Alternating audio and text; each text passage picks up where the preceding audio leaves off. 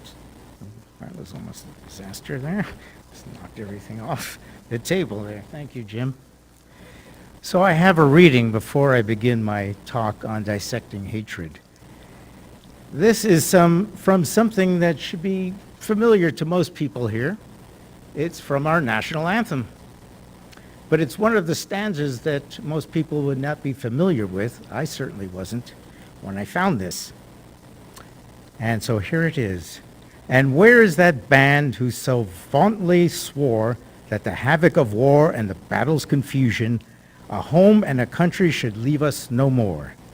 Their blood was washed out, their foul footsteps pollution. No refuge could save the hireling and slave from the terror of flight or the gloom of the grave.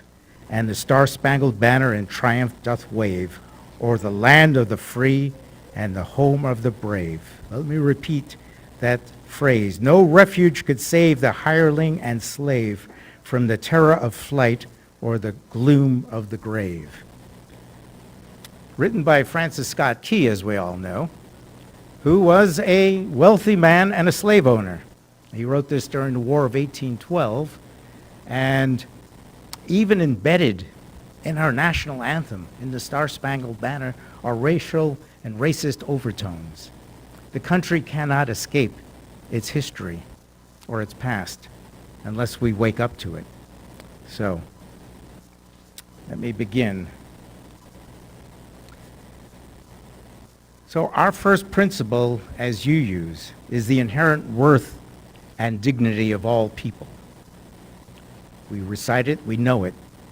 And yet our country has failed in that very first principle over and over again in its colonial past, in its foundation, its beginning as a country, in the middle of its history, and still to this day, it doesn't uphold the inherent worth and dignity of all people, not just in this country, but everywhere.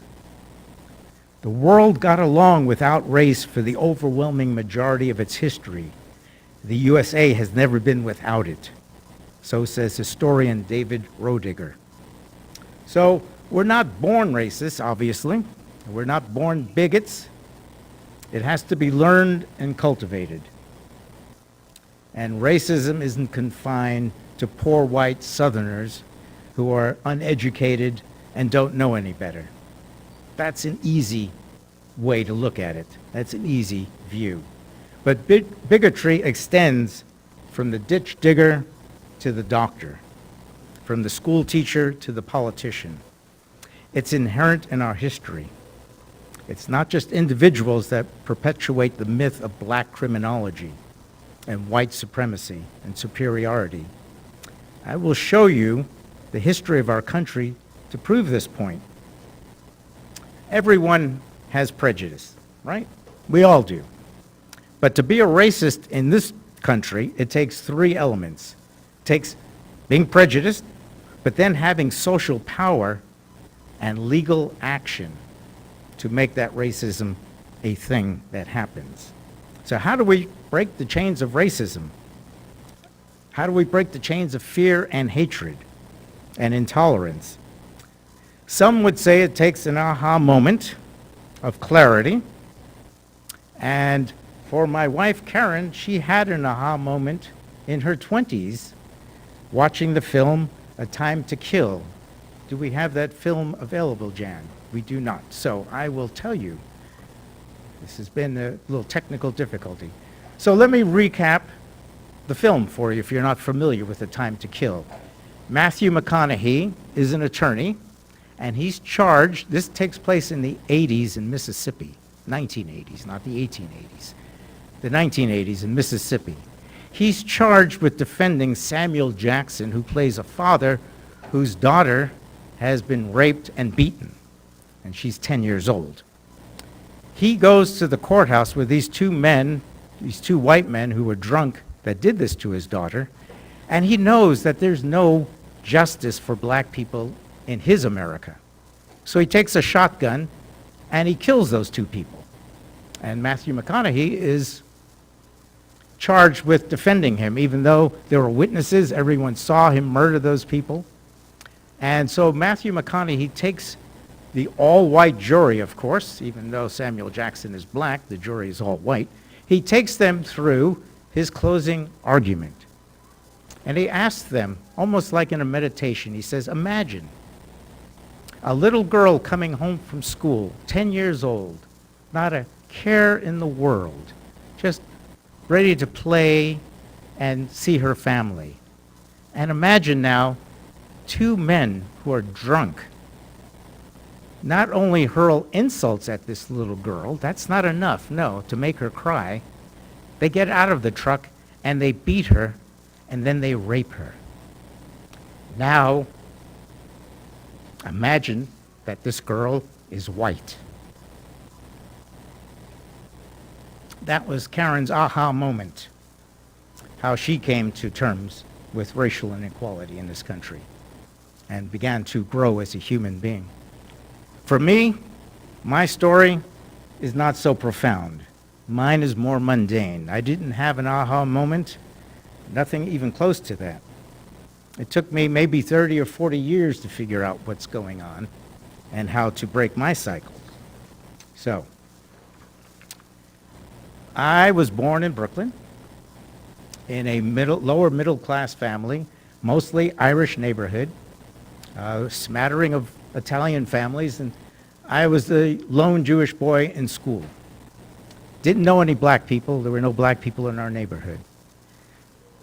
But my father, on more than one occasion, would tell me, be fearful of black people. They will get you. They're out to get you. Be leery. They will hurt you. And as a 7 or 6-year-old, I took my father to his word. Now, he never threw racial epithets in the home. He never spoke unkindly about black people except that warning. He worked with black people in the post office. He had black men and women. He never came home and told me anything ugly about them. And yet, this fear he instilled in me. Be careful. Now, I grew up next to a very dangerous park. During the day, you can go in that park and play. At night, if you went there, you took your life in your hands. I knew many an older boy who was knifed and beaten in that park. It was a very dangerous park. So, you know, fear was part of living in Brooklyn in a neighborhood where there were gangs. So, later on, when I was maybe 11 or 12, I had a black friend. It was part of our gang. And I liked him, he liked me. He invited me to his house for dinner. I went there and I thought, well, maybe these are the exceptions because there's nothing fearful about my friend or his family. But still, the fear lingered. Not hatred, just fear. Hatred is the action of fear. So later on, I'm in middle school, high school, more and more black kids are in the school, and again, I don't have any bad interactions. No one's beating me up. No one's bothering me, at least not any black kids. I had my share of scrapes, but none by black kids. So, again, I'm not sure why I should fear black people, but it's in me now. And the nightly news amplifies this fear. They make Bobby Seale, Elridge Cleaver, Malcolm X, Angela Davis, they vilify them on the evening news, that they're out to get Whitey, these people. They will burn your city down. They will get you. And so, am I not to believe Walter Cronkite? Am I not to believe the people on the evening news? Am I not to believe anything? So, again, now I'm confused going through life. It doesn't affect me on a daily basis, but it's confusing. So, I continue on my journey. Now I know lots more black people. And again, no harm is done to me, and I've made some good friendships. Even had a roommate who was black. And again, so my fear is dispelled now. I realize there's nothing to this, that this is a lie that's been perpetuated, this black criminology, this idea that black people are dangerous and they want to harm you, has been a lie perpetuated in our country, and perhaps in other countries, I don't know.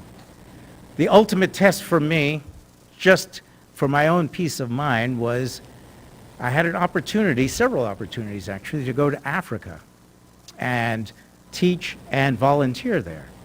And so in Uganda, it was very clear I was not a Ugandan. And I was called a white devil many times. And it didn't bother me because I knew that's just ignorance.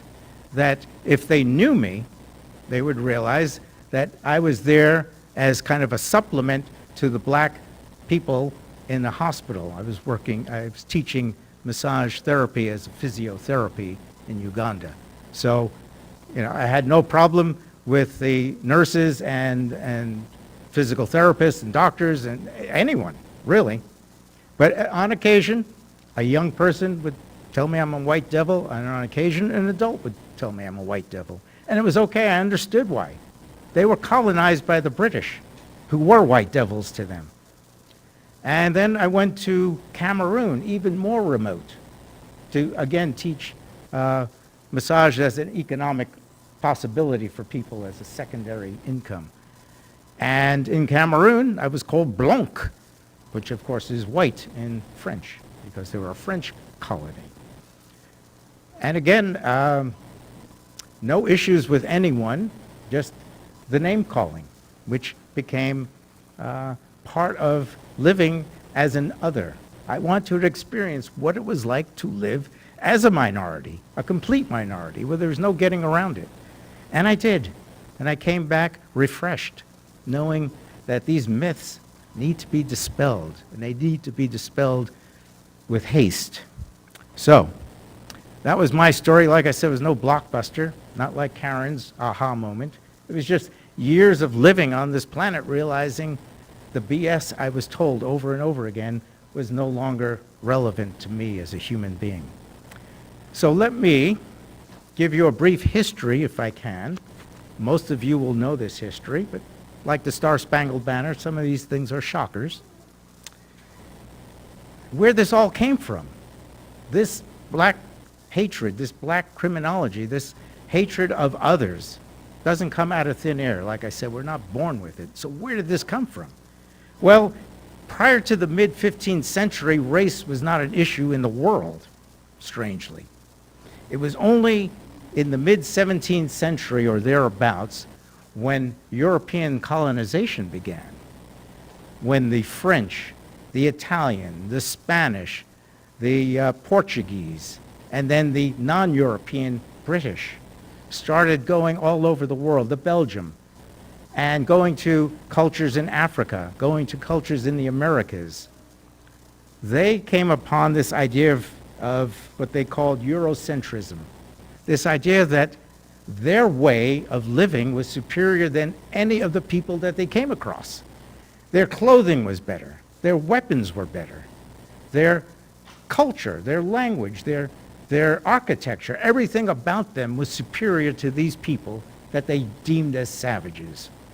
And this idea of Eurocentrism or white superiority is a less cute way of saying it, caught on.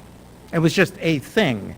Certainly our country was also created with that thought in mind, that it's the white man's burden to tame the savages of the world. So, in 1996, we have Renard Camus creating this replacement theory in France.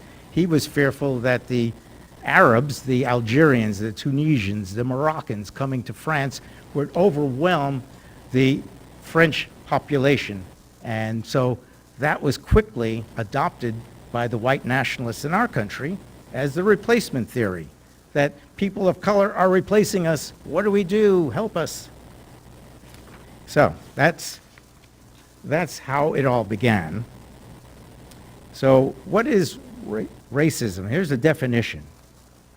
Institutional racism is a mechanism by which education, healthcare, employment, finance, and judicial systems are resources that whites believe are reserved for their race. And certainly we've seen that as a history in this country. So here are some myths. I talked about myths. Here are some standard myths. America was founded on freedom. Not really true. Slavery ended after the Civil War. So many people think that's so. Didn't happen. Segregation ended with Martin Luther King and the Civil Rights Movement. Didn't happen. But what did happen was we can actually say that the bombing of Pearl Harbor by the Japanese ended slavery in this country. I will explain, give you a little cliffhanger here as we go through some story here. So, if slavery ended 157 years ago after the Civil War, why do black people make less money, own fewer homes, do poorly in school tests, live in impoverished conditions, and have a higher incarceration rate disproportionate to their population? A white supremacist right? Are black people less intelligent and more violent than other ethnic groups? Or does our history explain part of this? Here are just a few local, state, and federal laws that perpetuated black hate and the unfairness of the law towards people of color. Oh, and by the way, there is only one race. Scientifically, there are no races. There's one race, human race. Genetically, we're all the same. There's the variations in skin color and physical features have more to do with environment, where you were born and how you adapted thousands of years ago, tens of thousands of years ago, than anything else. One race, the human race. So, in pre-Civil War times, anti-literacy laws prevented black people from learning to read and write, so they could be ignorant and stay ignorant, particularly ignorant of the revolt in Haiti, where black Africans in Haiti overthrew their masters and created a country. And this country made sure Haiti would be impoverished ever since, and has kept that. In 1850, the Southern Baptist Church was formed, not because they needed another church, but because they believed in slavery, and the Baptist Church did not. 1857, Dred Scott sues his owner for his freedom, but he loses and reinforces the idea that slaves are chattel. The Supreme Court, Justice Roger Taney, says that the founders' constitution regarded blacks as so far inferior that they had no right, which the white man was bound to respect, and that the Negro might justly and lawfully be reduced to slavery. Dred Scott had no legal right to file a lawsuit. Post-Civil War, moving along, 1865, General Sherman issues Special Field Order 15, giving all free men, newly freed slaves, 40,000 acres of land that was abandoned along the Georgia coast. Each man was to be given 40 acres and a mule as reparations for being slaves. Great idea. And then Lincoln is dead, and President Andrew Johnson takes over, a renowned racist, and rescinds that order right away. Nope, not going to happen. No reparations. Okay? So let me read this reading from by Michelle Alexander and Leslie Alexander.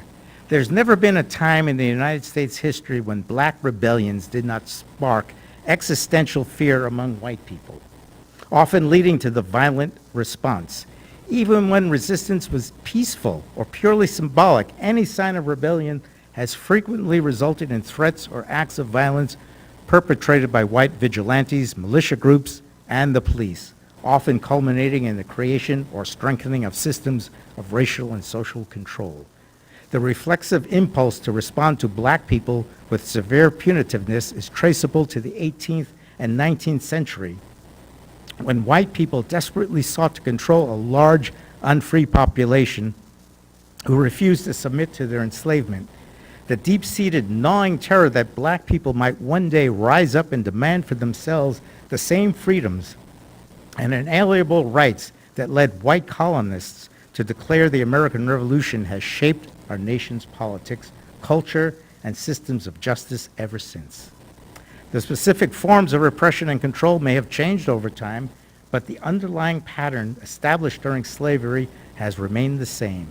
Modern-day policing, surveillance, and mass criminalization, as well as white vigilante violence, know-your-place aggression, have histories rooted in white fear, not merely of black crime or black people, but of black liberation.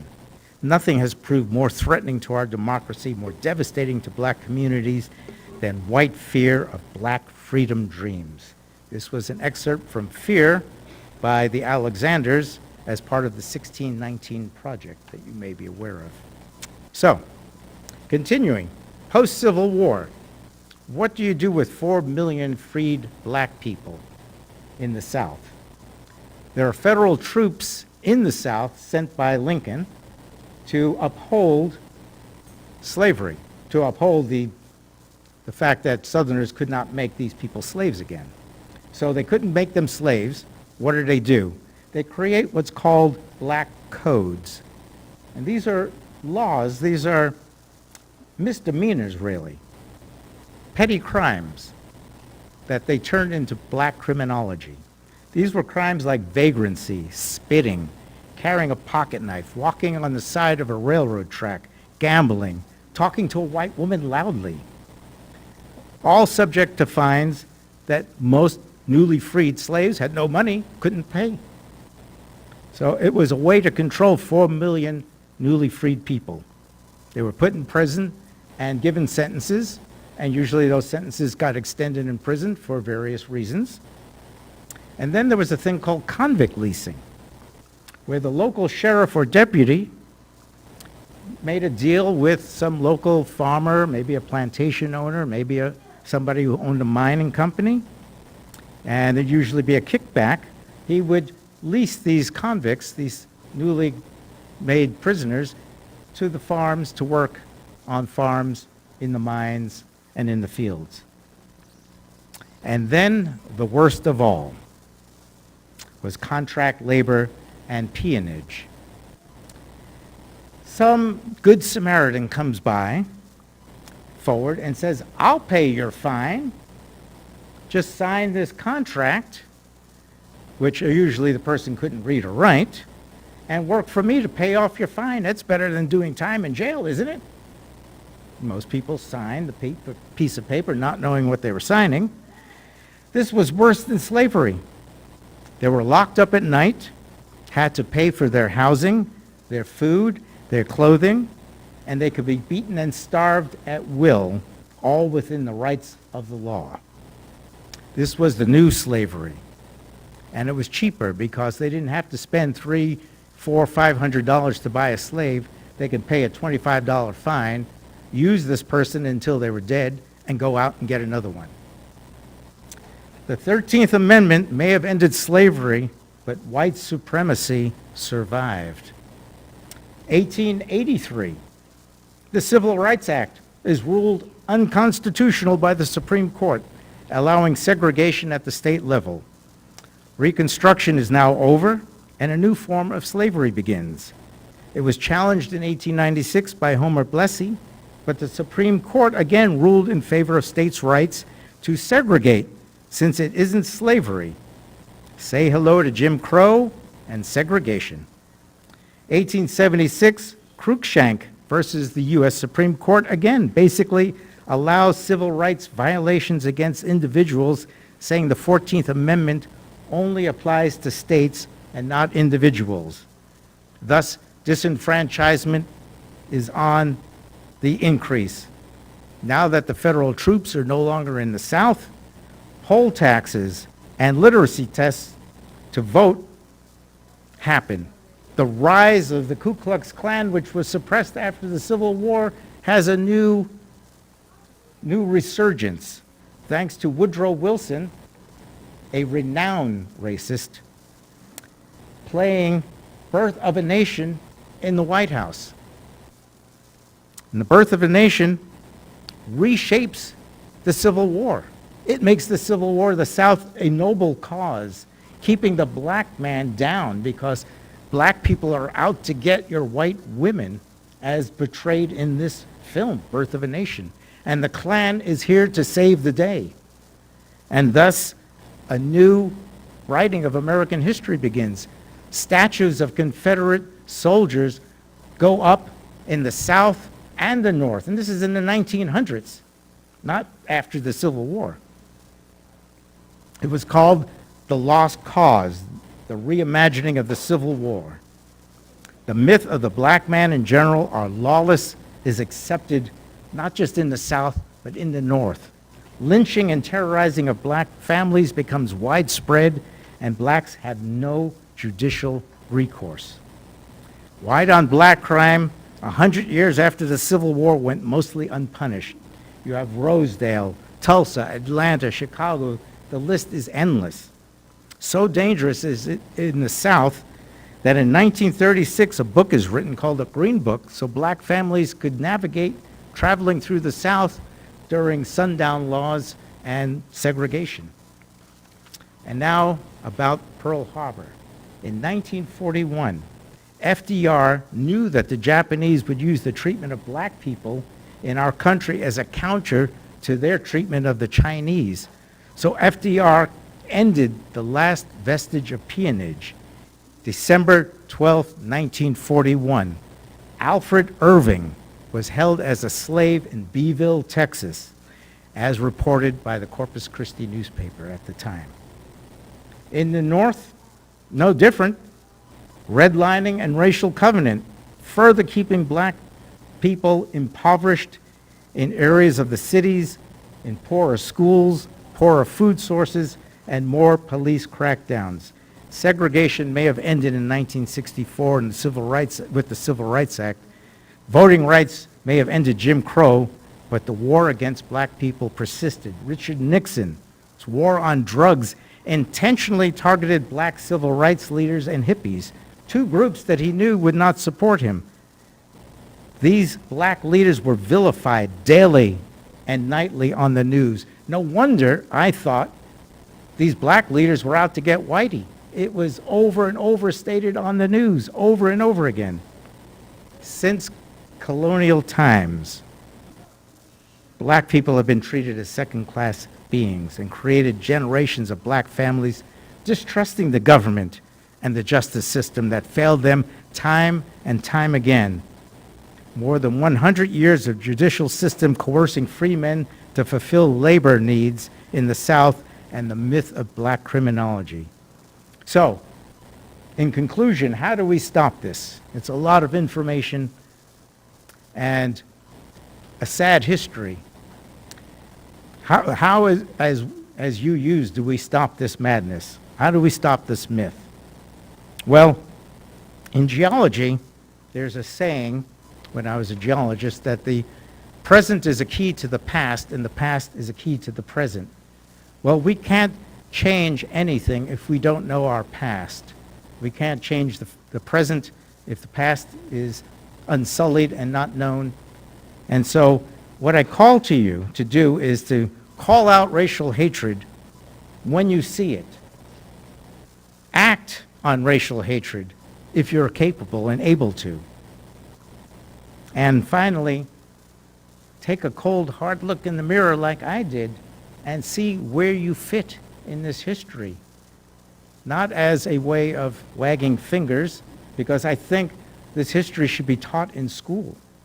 It's very important not to point fingers and make people feel ashamed or vilified, but simply to learn the history. How can you change anything if you don't know anything to change?